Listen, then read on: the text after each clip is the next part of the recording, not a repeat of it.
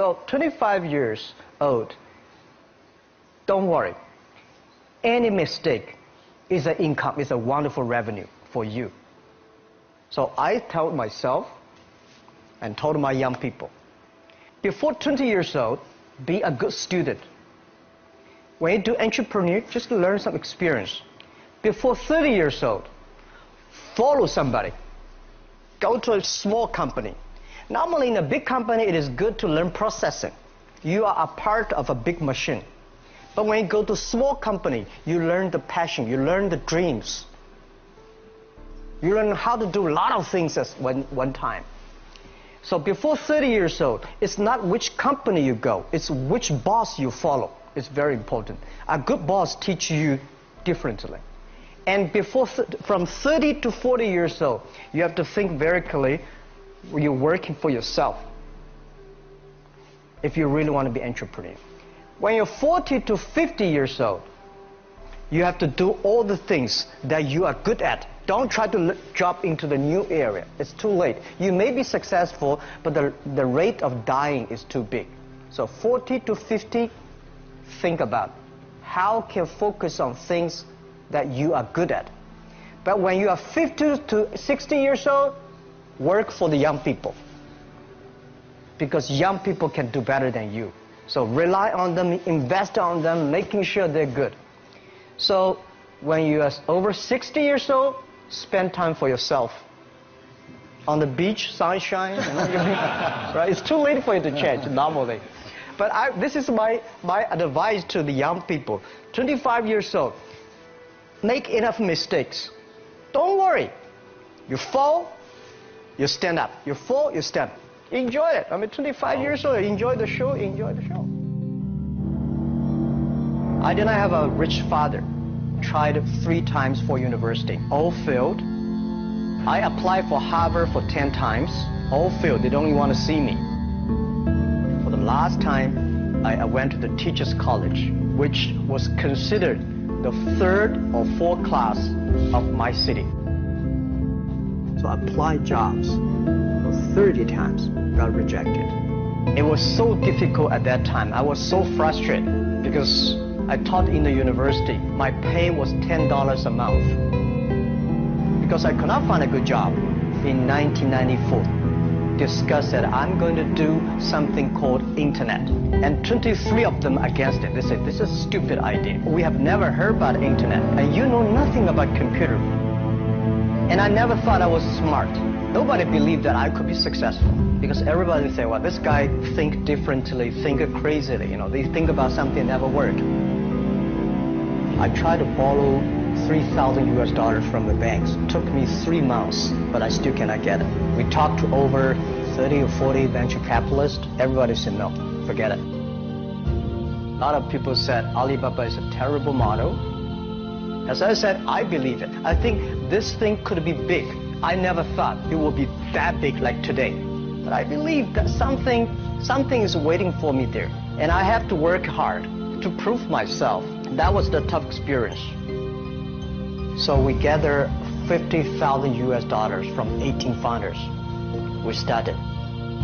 For the first 3 years, we did not have even $1 revenue from our business. It was not easy.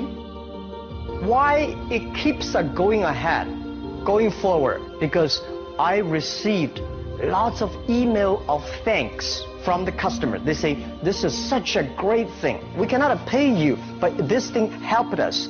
If you keep on helping us, one day you will be successful. And I believe this. Little by little, we build up our business. Little by little, we build up our ecosystem of the infrastructure. And now, after 16 years, we have an Alibaba group, we have a Tmall group, we have a Taobao group, we have Alipay. And people said, you are so smart. How could you make a company like that? Bill Gates, Warren Buffett, Jack Welch, Larry Page, Mark Zuckerberg. The difference between those people and other people, they are always optimistic for the future. They never complain. They always try to solve the problems of the others. When you're optimistic, it's always opportunity. People, same here today. Jeff, where is the opportunity? I don't have a job. I don't have this. I don't have that. We are at the best time of this century. The best assets you have is that you are young. Don't complain. Let the other people complain. The opportunity always lies where people complain. Think about how you can make things different. Is there anything I can do that make the difference? And then when you think about this, start to do it. I saw a lot of people, young people, have fantastic ideas every evening. But in the morning, they go to the office same again. Being an entrepreneur, you have to do the things before the other people do. You have to wake up before the other people wake up. You have to be more brave than the others. Use instinct. Everything you do is to the need of the customer.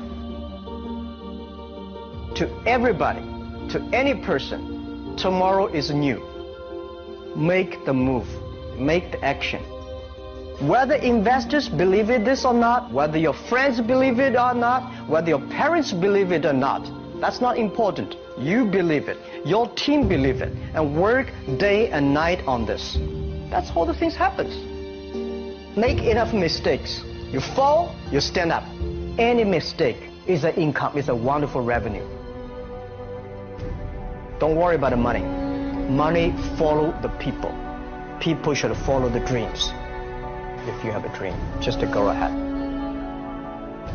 I think nobody can conquer the world. We only can serve the world.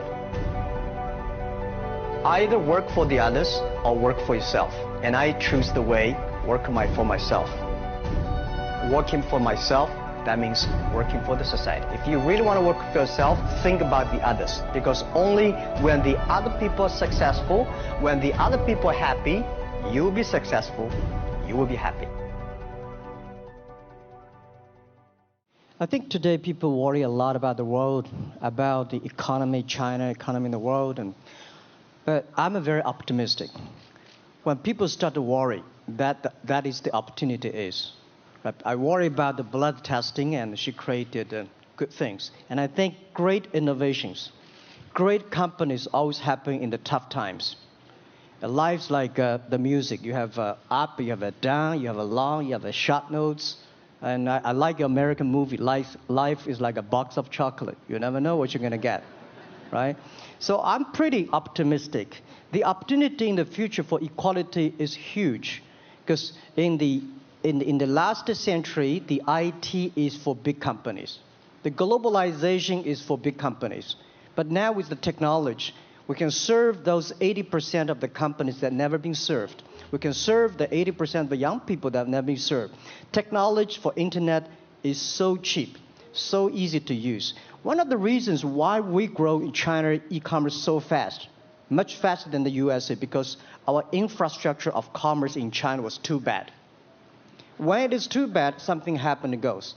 Today we are working on the rural areas of China. I can never imagine that China, about 800 million people still live in the rural areas, are farmers. And there are about close to 200 million people. Their income is less than $1 per day. And before the internet, it's impossible for these guys to reach the PC because it's so difficult. Even people like me, I don't know how to use a PC. But now 80% of the farmers, those people using mobile phones. When you have the mobile phones, the internet, the data, things change a lot. So I'm excited about the future.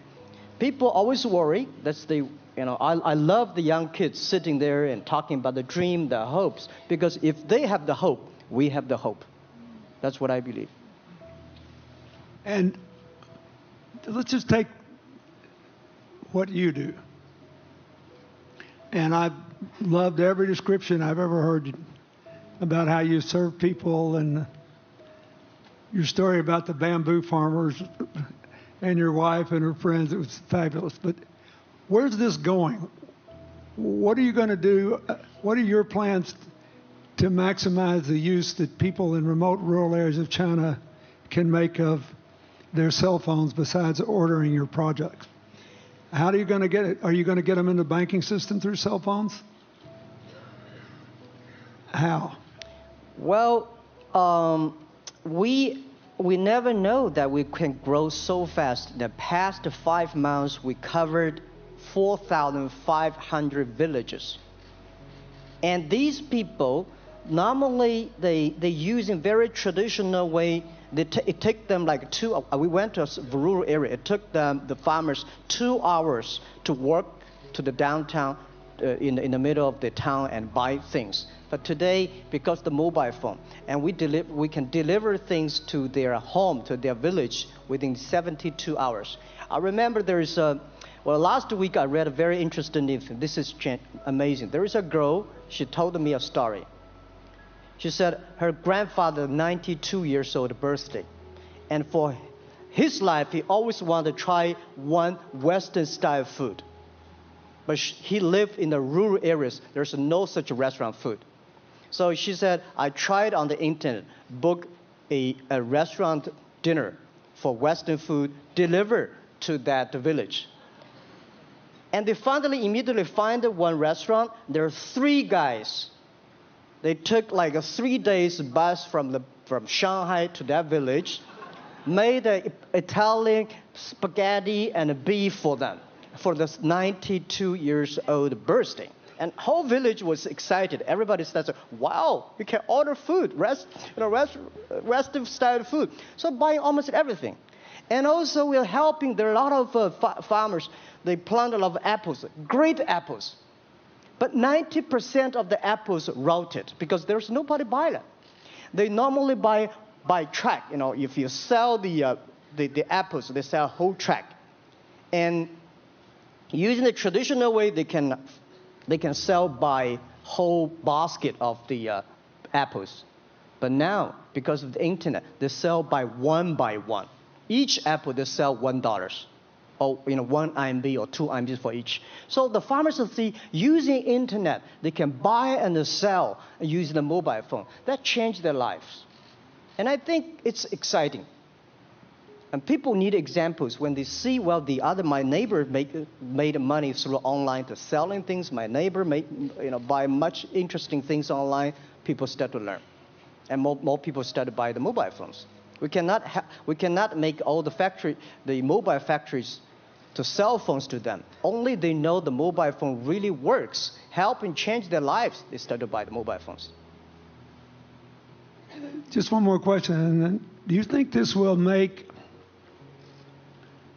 the current problems like the current problem in China less likely? That is, if we'll have more market information and the market will drive where the investment goes instead of the government trying to make judgments about, I better build another housing development or office development here, there, yonder, and you wound up with a bubble. Well, if it comes from the bottom up, is it more likely that fewer bad things will happen?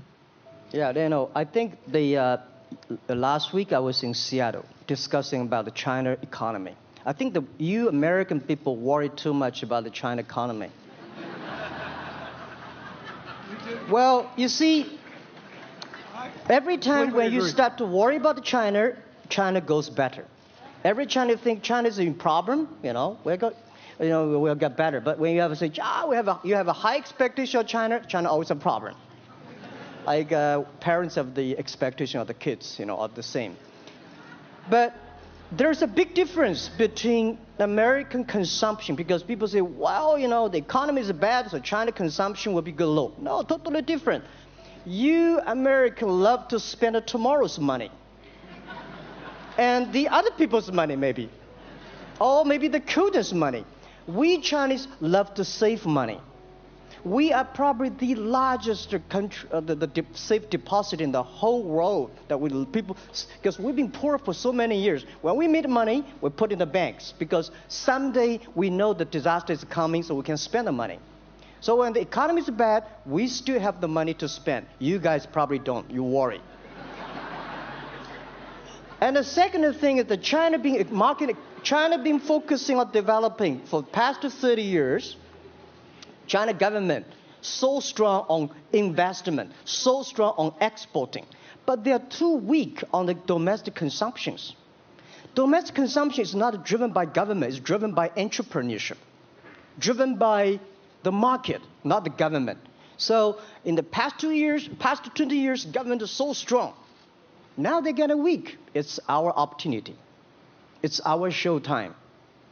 to see the market economy, entrepreneurship, how we can develop the real consumption. I think if the China developed the great consumption, we have a 300 million middle class. In next 15 to 20 years, we're going to have 500 million middle class.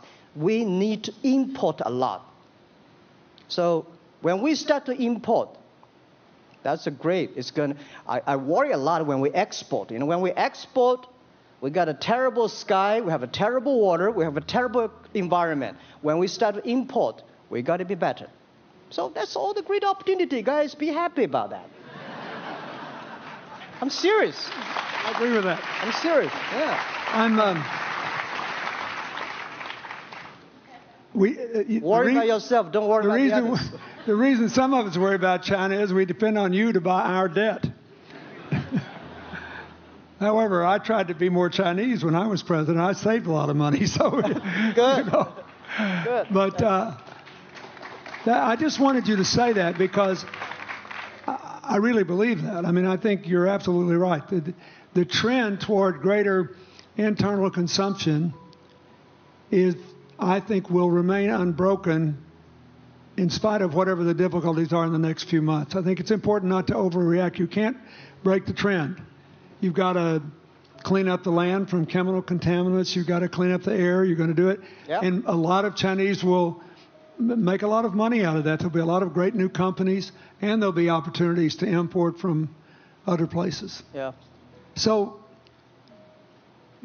can you discuss your theory of what you're doing and other things in terms of whether it advances equal opportunity and social solidarity? Tell them what you think is going to happen. And what other kinds of, when your opening remarks, you just said technology is going to be active in this way in other areas of the economy. What do you think the next big opportunities are? But first, tell them just in 2 sentences what you're doing, because Jack and I know, and we haven't been clear enough. Explain it, and explain how you think that advances social solidarity and equality of opportunity. Well, our work is in the belief that access to health information is a basic human right, and that lab information, particularly because lab data drives 70% of clinical decisions, needs to be accessible to people before they're sick.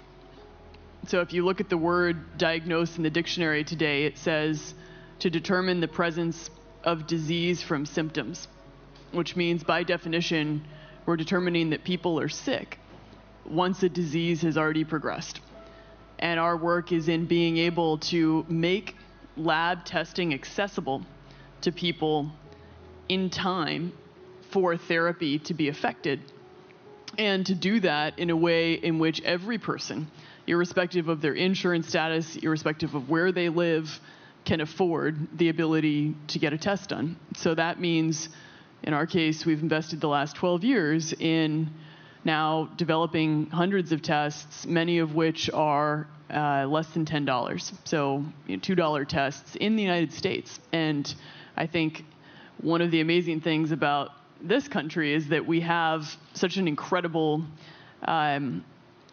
ecosystem for fueling creativity, and that creativity can create new markets. So in answer to your question about the market being able to conform itself to social good, I think the creativity that goes into creating these new technologies creates new markets in and of themselves. And our basic belief is that those new markets come from empowering individuals and enfranchising individuals and trusting that individuals have the capability to engage with information, and in accessing that information, beginning to take control of their own outcomes and their own health outcomes, and in doing so, changing the way our healthcare system works.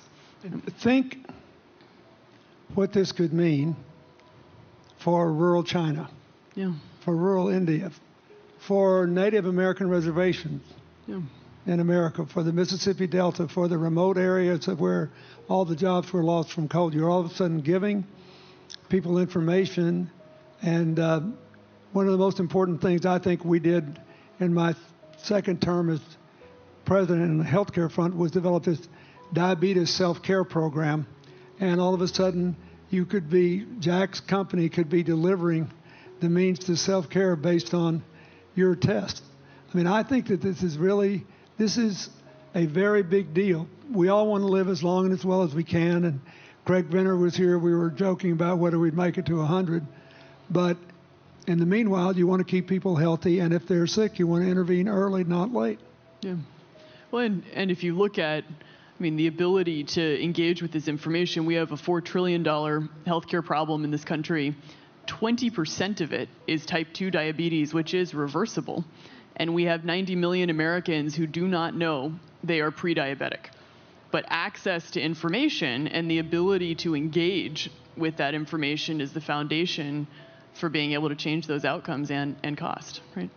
One more fact, and then I want to call on Jack. You founded this company 12 years ago, right? Yeah. Tell them how old you were. I was 19. Yeah. So, don't worry about the future. We're in good hands. So, I was thinking about 19, where I am. 19, I've not passed the examination for university yet. I failed 3 times, but I think it worked out. I'm not good at schooling. Well, yeah, that's why I give confidence to a lot of young people in China. If Jack Ma can be successful, 80% of the people can be successful. People like her, we're jealous. But, well, equality, I would like to make a little bit of technology helping, because yesterday I was joining the UN Women Conference about gender equality.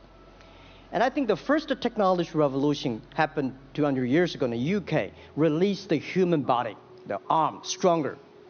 The second technology revolution in the USA for energy, you can last long. But this technology revolution release the brain. So this century is not a competition who is stronger, whose muscle is stronger. It's who is smarter, who is soft, who can listen. It's the challenge of wisdom. So man and woman are equal. On the internet, you can never see he's a woman or a man. And on the internet, women can serve much better than men on the internet. Men talking about the business, talking about numbers, competition, they make business very cold. Women, they make business very cozy, lifestyle, and interesting. 50%, more than 50% of our shop owners, more than 5 million shop owners are women. And people love that. This is a great thing. I see that this century we see more and more women leaders, on the state leaders, presidents. In the future, we're going to General Secretary of the United Nations should be a woman leader. And this is the great century for equality. And I feel excited about that. Let me ask you, we're almost out of time, but one of the things that we haven't talked enough about here, and not just here, but generally, is whether the leapfrogging we saw with cell phones, which was instrumental in your phenomenal business success and which will make it possible for you at the appropriate time to do what you've done on a global scale, hitherto unimaginable in all of human history for anybody to have any of their own health data.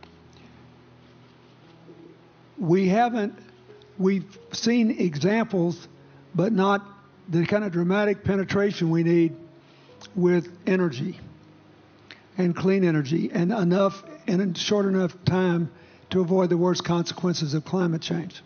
So do you believe that, your country has done more than anybody else to try to put up solar panels, and some of your companies went broke because you overdid it, right?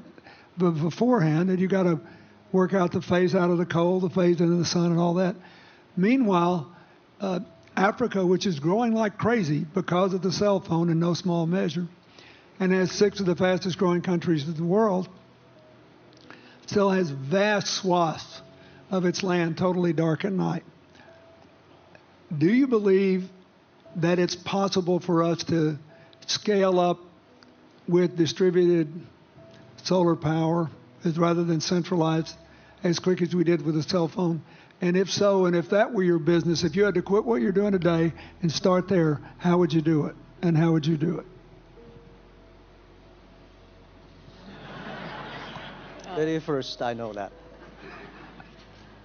I'm such a huge believer in technology, and I think especially right now, we're at an incredible time in terms of new technology and the ability to apply technology in a scalable way towards solving some of these problems. So I would look at it in the context of some of the renewable solutions that we already have, and in the context of empowering, connecting individuals with access to those solutions, and in the context of creating markets around them. I think that there's real opportunity to actually create an ecosystem in which people can financially benefit from these solutions, and I think that's going to drive an adoption. I think in developing economies, there's a revenue stream associated with that, and the more we can turn even already some of the technologies that we have into markets, the more that we can fuel, I believe, local growth and individual engagement in beginning to adopt some of these solutions.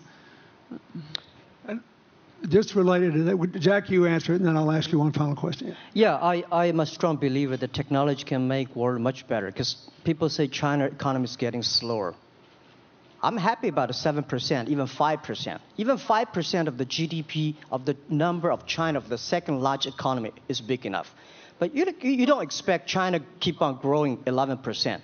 Because like one human body, when you're 1.8 meters tall, you cannot keep on like a 10% growth every year. You have to grow the quality, your mind, the wisdom. So I think China needs new technology to solve these problems, and which today the data, the clean technology, all these things that China is supposed to do, if we keep on the tradition, the old ways, we'll go nowhere. This is why I feel excited, because people ask me, what is your dream now? Because I never thought I would be today. I can sit here talking to president. I'm like a guy, on the street, and like failed 3 times for university, 5 times for high key schools. I applied for 10 times in Harvard school, all rejected. I never thought, because of the technology, because the internet gave me this opportunity. So I think when I retire, I don't want the Chinese people have a terrible water to drink, unsafe for food, and the money we make all spent in the hospital. That's disaster. So how we can use the technology to enable young people. The great chance of this world, don't worry about it. We got 1.4 billion people who were born in 1980s. They are the people of the internet times. They are going to have new ways to solve the world problems. The things you are worried about today, they can solve it. And human beings have these kind of worries for centuries. And young people can always solve it. And today, when you have a right direction, clean energy, the climate change, all these issues, they will be solved, and these are the great opportunities ahead of us. Anything else? I agree with that. I think the more we can enfranchise people, the more we can create ecosystems in which individuals are empowered, the more we give rights to individuals to be able to build businesses, to be able to pursue the economic benefit of technologies, the more you see these markets change. Before they leave the stage, I want you to look at them. And I want you to think about the time we have had to spend here dealing with the refugee problems in Syria and Lebanon. Stand up, Elias. This is my friend Elias Bousab. He's the education minister in Lebanon. He's got to educate all these kids. And so he left a miracle that very much reflects the lives that Elizabeth and Jack have lived. He was in a very responsible position at the American University of Dubai. They started bringing American scholars over there to live in an Arabic culture. He did all these wonderful things. Lebanon got in trouble. He went home to save his country. What is the difference? How much more could he and every smart Lebanese person do if they could focus on these things? And why can he not? because the place is dominated by people who think their differences are more important than their common humanity and their common challenges. You cannot imagine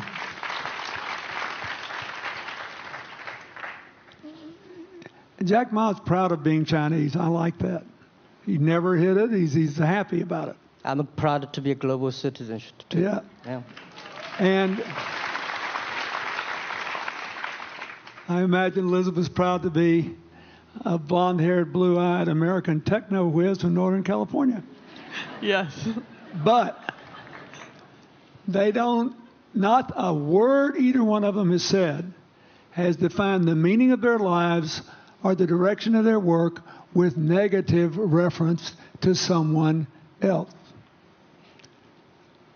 My friend Dikembe Mutombo, stand up. No, you don't have to stand up. It'll hurt you too much. You're an old man. My 7'2" tall friend was just inducted into the National Basketball Association Hall of Fame. And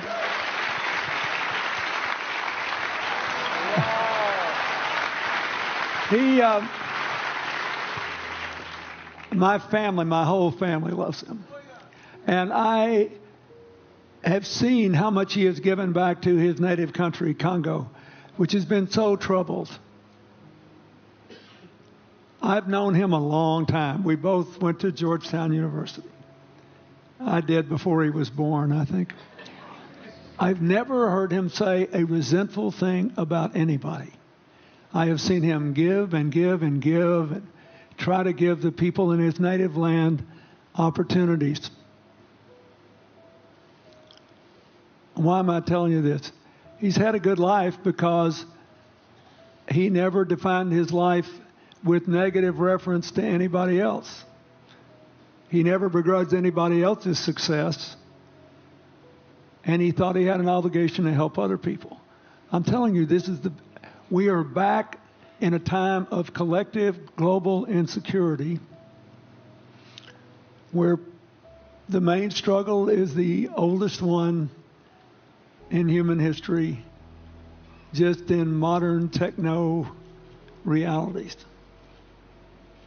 I mean, if you were trying to build the Middle East, you would think about our permanent sponsor here, the ambassador from Oman, who her government tried to help head off a calamitous war in the Middle East over the nuclear issue in Iran. We all pray to God that it'll work out all right. And the lead she made. You look around all these places, wherever people are putting aside their differences and working together, good things are happening. We cannot achieve economic or social equality without living in the factual realities of the world we face, looking at the obstacles, looking at the opportunities, making the best decisions. And those of us who even feel good about ourselves because we think we spend a lot of time giving, our whole goal should be to work ourselves out of a job. One of the things that Bill and Tanny Austin are sitting there with Starkey, they started giving away hearing aids, and then they decided, well, we better teach these young people how to speak. If they get the gift of hearing, they'll have to learn that. So they got into the education business. Sonny Varkey got into the education business and decided somebody ought to do something really dramatic to remind people that the only people that really matter are the teachers. So he gave the first Global Teacher of the Year award last year, and an international panel gave the prize to a teacher from Maine who promptly gave the entire $1 million to her school. The woman never made any money in her life. She gave all the money away immediately. The future is going to be forged by people who think of how to use the modern tools that we are given, as Elizabeth and Jack have, to create opportunity through empowerment. And it will not be a straight line. It's too many moving parts. But I just want you to think about that. The reason you feel good looking at them is that you identify with them even though they're different from you. And that's basically where we are all over again, and we can't slip back. We can't give up. That's why when we had the Prime Minister of Italy and George Soros talking about the future of Europe, and George said it was coming apart, and the Prime Minister said, no, it doesn't have to come apart if it's about something more than economics. I thought it doesn't have to come apart if you will it not to. And you put yourself on the line for it. There are no guaranteed outcomes today, but you can guarantee that the trend is right. So go ahead, you were going to say something, weren't you? Yeah, I just wanted to add, I mean, as we're talking about the future and from my own experience and looking at all the faces here, I think a huge part of the answer to your question is also to raise our little girls with the stereotype that they can be the best in engineering and science and math, because when they do in all of these industries, it changes everything. And we need to do that in this country, and we need to do that as parents in other countries.